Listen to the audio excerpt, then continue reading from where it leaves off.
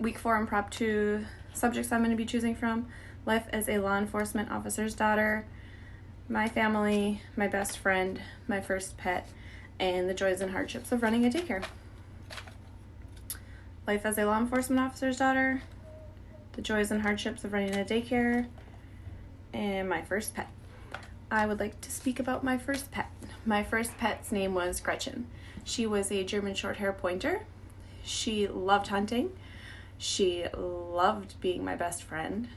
And she was a social butterfly in our community.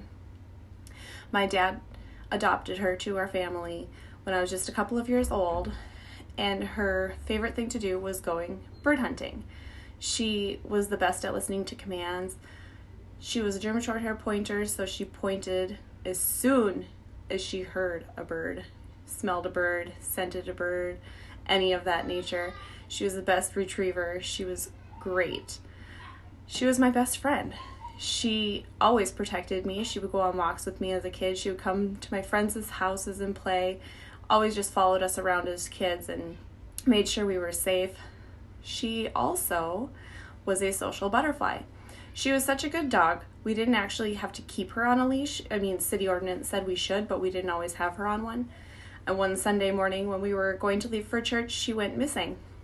And we still went to church. We thought maybe she just wandered around a couple blocks. She would be home. She was okay. Nobody was going to pick her up and steal her. And we got home from church and we found out she actually walked down the street, went into another church, sat in their aisles, and listened to the sermon. And after the sermon was finished, one of the people that went to that church brought her home, and she was just patiently waiting for us to get home. After 16 years, we did have to put her down. She had gotten so old. Her arthritis was very, very hard on her body, and she was just ready to go. But she will always and forever be my favorite pet, my first pet, and my first best friend.